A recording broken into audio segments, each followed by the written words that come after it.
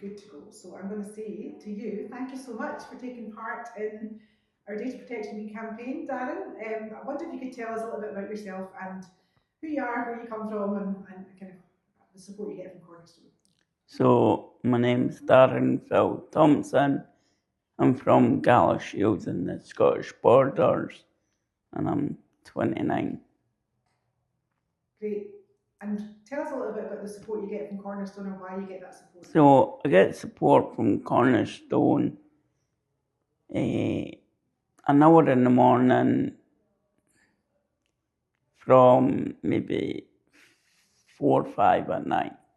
That's purely to get me up, showered, dressed, clothed, etc.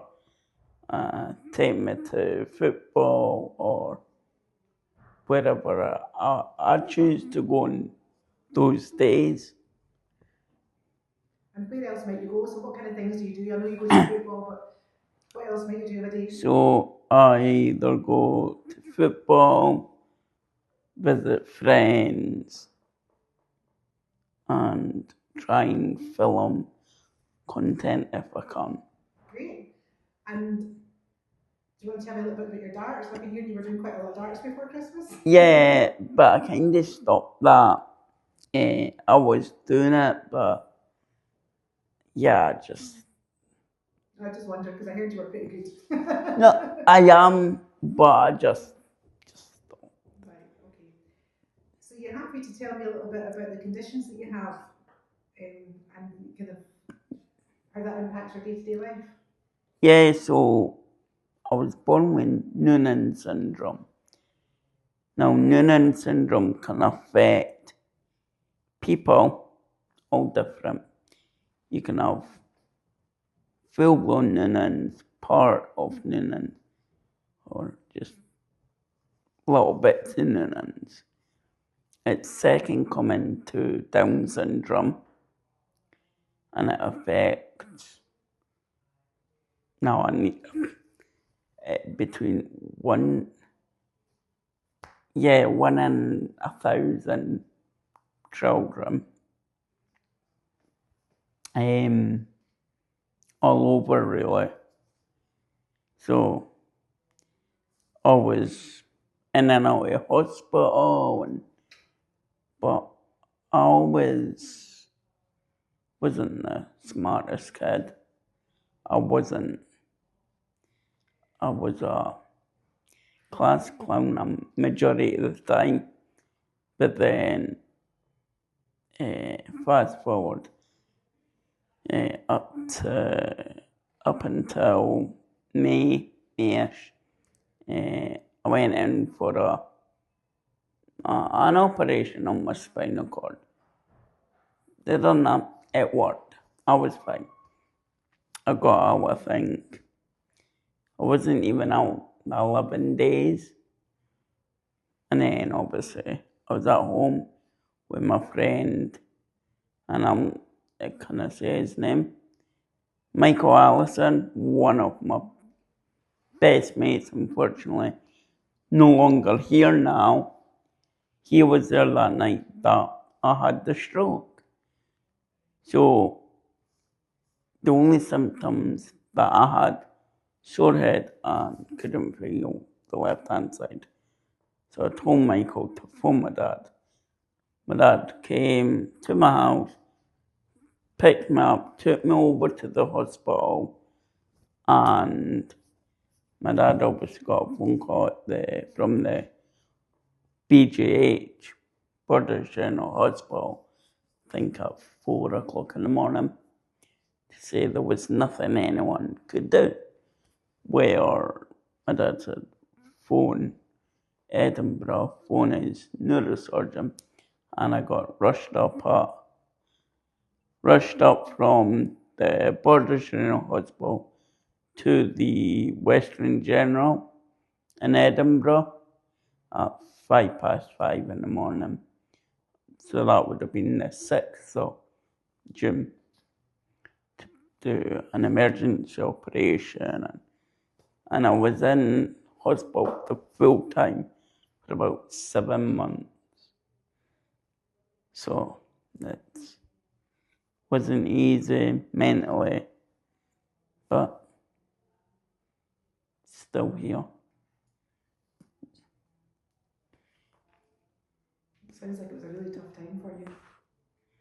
Well, that's like majority of it. So. And how's that affected you now in terms of your abilities? What impact has the stroke had? So I can't walk. I can't really stand. Yes, I can kind of pivot with my right tiptoe. Can't use the left hand. And I'm always tired. Doesn't matter how long I sleep. Always tired. So yeah, it's as bad as what's happened to me. If I hadn't had the stroke, would have one, still be in my job as a waiter, and two, would I be doing what I'm doing now? Who knows? Okay, so tell us a little bit about what you are doing now. So now I do YouTube, TikTok. I'm on all social media platforms: Facebook, Twitter, well, X, Instagram, you name it. On YouTube, I do match day vlogs. I've interviewed footballers, ex-footballers, sports personalities. I spoke about disabilities and several other contexts, etc. On TikTok, I do videos, I do a lot of charity stuff, raise money, and just talk rubbish on lives. And somehow I've racked up 121,000 followers. Don't ask me how I've done that. Yes, I've collabed with a lot of good content creators like Ed Matthews, etc. So, yeah, I guess must be doing something right. Don't know how, but yeah. So tell me a little bit about why you decided you wanted to go online. What was it that made you decide? So, before obviously the stroke and stuff, I was always on Facebook and Instagram. But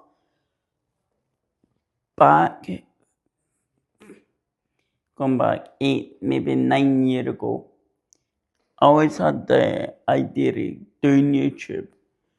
But back then, obviously, I was always going out partying, I was working, I was doing X, Y, and Z.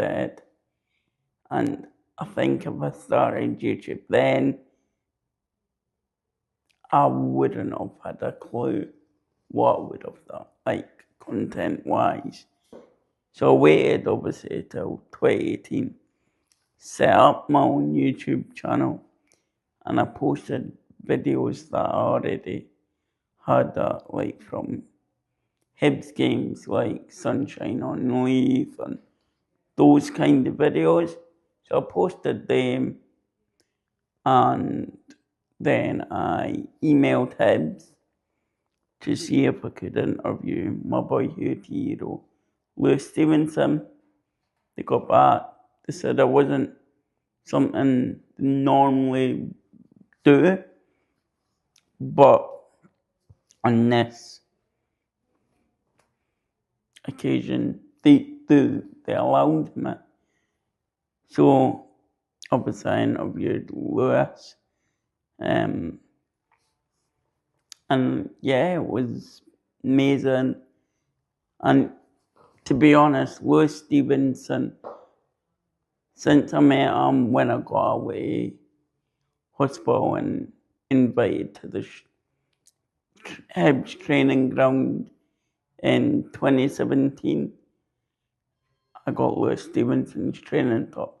So me and Lewis Stevenson's always kind of had like a friendship, and he's been brilliant. I mean, he's pushed me out when I was a mascot in 2020. So me and Lewis, we've got kind of good friendship. So. And what did you hope to achieve? What is it? Why did you want to go into YouTube? What was your? I thought I want the way that I see life. I want to meet as many sports personalities, footballers, content creators, whoever it may be, like big ones like KSI, I want to meet them, do videos, and just make memories. And tell me a little bit about, I think you spoke to me previously about raising awareness as well, and a bit about the disability access. So can you tell me a little bit about your visits to the stadiums and whatnot? Yeah, so a lot of the stadiums in Scottish football, they are wheelchair platforms. Some are brilliant, some are either quite low down pitch side, which yes, good idea. Don't have a. Some you're stuck in kind of corner or behind the goals, or you're on a higher platform, but you've got the railing that again blocks. So I want to try and maybe, I know other people other clubs do a great job trying that as well, but I want to try and do it for everyone. So maybe have a discussion with certain clubs about how about higher platform for wheelchair users and bring the railing down a wee bit. So yes, it's still blocking, but people can see over. But again, that's a discussion for another day. Do you use your YouTube channel to kind of share that information, or do you? See, when I want to, I don't want to say anything that's maybe not 100% correct. I don't want to give out false information. So tell me a little bit about what you like about being online, doing your lives, being on TikTok and YouTube. What is it you like about it, and what do you feel you gain from it? Well, ever since I can remember, I've always been in front of a camera, whether that's been in the paper, on the news, or something. I enjoy it. The reason I thought TikTok is probably one of the fastest growing platforms.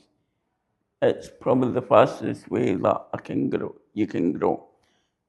So I met a friend called Rickstar777, Ricky, and when I first met him on the app, I only had, I think, 500 followers. He got me up to 21,000.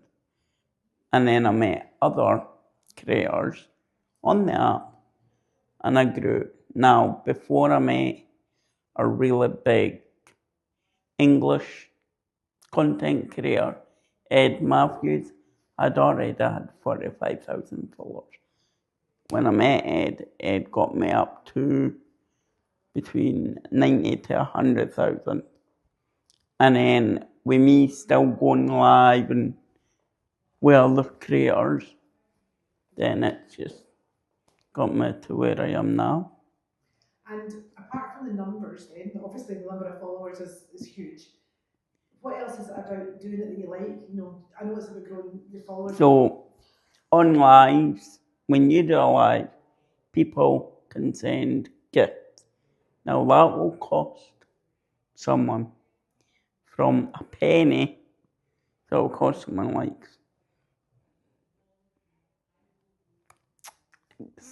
say, between 10p to £500.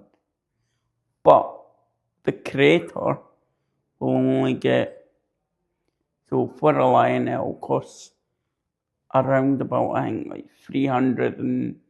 There's about. But the creator will only receive £150 because TikTok takes 70%. So you can make crazy amounts of money on the app. I know people on that app that's their full-time job. So it's a bit of an income generator for you. It's kind of money making and it brings in a little bit of income. A little, like, I don't make obviously as half as some of these other creators. I wish I was, but hopefully as time goes on, I'll be able to. And so when you're going live, I suppose what I'm thinking is that the kind of stuff you're talking about, how does that feel about who you're reaching or the relationships you're building? Tell me a little bit about how that is for you. What do you gain from that? So when I go live, you can request to battle people, and when you battle, that's when people that are obviously able to in a good financial situation can get like big gifts. Now, I've had since I came on the app in 2020, but I didn't really post till maybe 2021. I've had a lot of lions, a lot of universities. So, but because I wasn't really knowing TikTok, I was always like cashing it out. Now, if I'd saved all that, that would have been in a pretty good situation, shall I say. Not much bad stuff. Well, tell me first, like the best thing that's ever happened to you when you're online. What was one of the, was a Lewis? I mean, it might be the Lewis Stevenson interview, but tell me something about the best thing about being online. Oh, the contacts that you can make. It's crazy. The following people that followed me. Now I'm talking, I've got a few footballers that follow me. I've got a few sports personalities that follow me on X and Instagram. People that I've watched on like Sky Sports or Sportsing, those kind. And I'm just thinking, why are they following just some guy through the Galaxy was in the Scottish borders? And But why do you think they are? I must be doing something good. Don't know if I am, but I think I am. But again, it's part and parcel of social media. Yeah. Okay. So there's obviously good things about being online. Can you tell me if have you ever had any negative online experiences? Oh, hundreds, if not thousands. But again, it's all part and parcel of putting yourself out there. You're gonna, and I think before I started YouTube, I always knew at some stage I would get trolled. So I never went on on YouTube thinking, oh, I'll never get trolled. Because, well, then if you think that, then you do, you're not going to have thick skin. It's very easy not to crumble, but I just Describe to me then what kind of things you're talking about here. So give me an example of. Or people that these the people that troll either have no profile picture, no following, and just on fake accounts. They'll say the worst. They'll call you a pedo. They'll call you, oh, you name it. Horrible names. Slag you. But with me, I sort of just say stuff back to them. Like, they'll say so. Now, I don't get on with my biological mother. They'll go, no wonder your mother doesn't talk to you. No, mate. I did talk to her, never have, for a very long time. Unlike your mum, mate. Because she was in my bed. So I kind of say those things, but as you can imagine, I say a lot worse to them. And what else do you do then? To try and prevent the trolls. Tell me a little bit about what else you do to try and keep yourself safe and protected. I either mute or block them.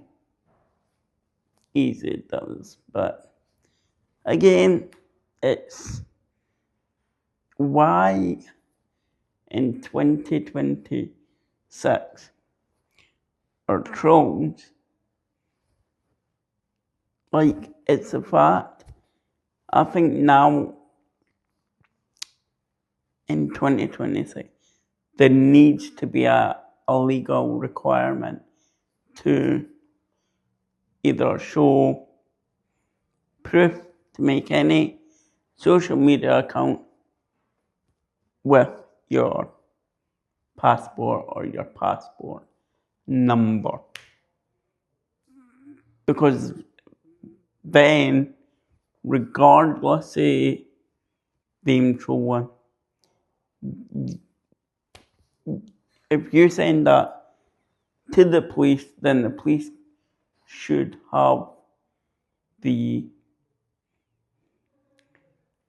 requirements to get whoever's behind that account.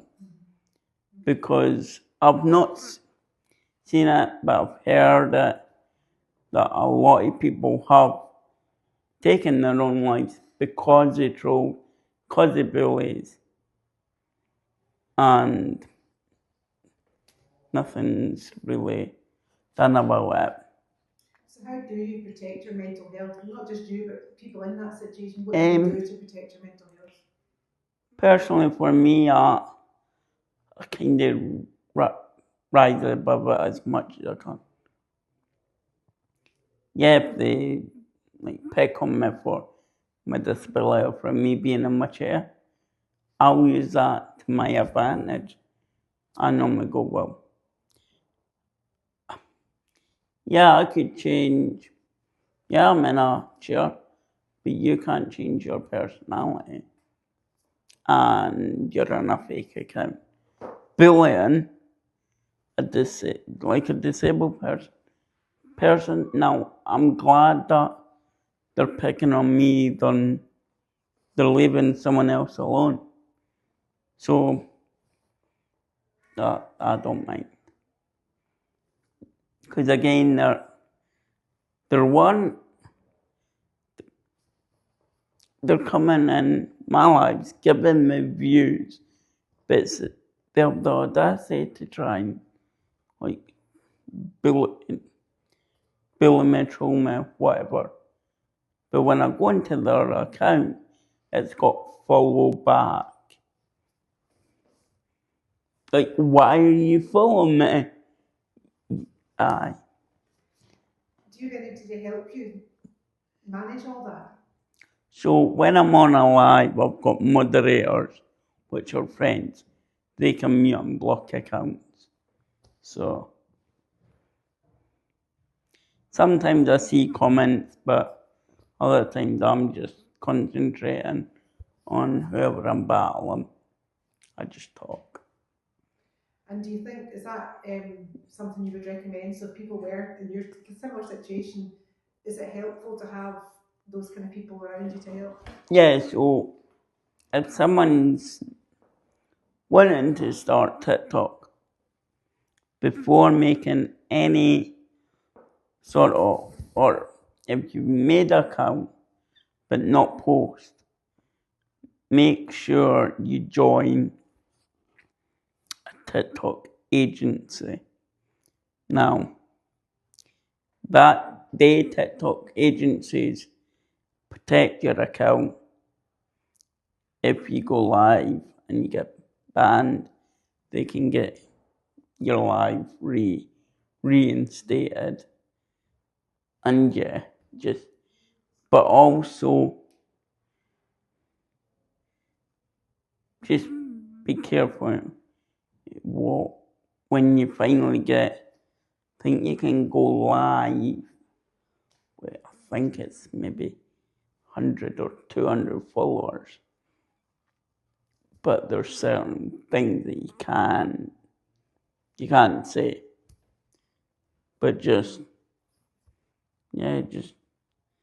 as long as you kind of need thick skin.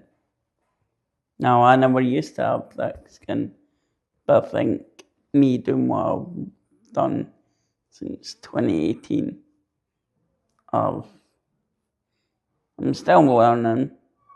Yeah, I've said questionable stuff, but I'll learn from it. So people need to go into it with their eyes open. 100%. Don't kind of go into it blind, if that makes sense. Would you say to people that they should expect to be trolled? No one should be expected to be trolled. No.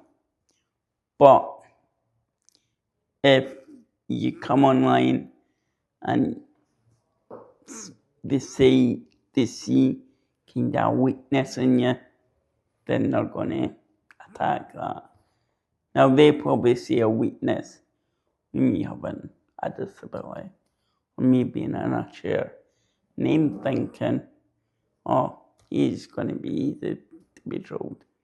Well, yeah, but I'll just say 10 times worse to them.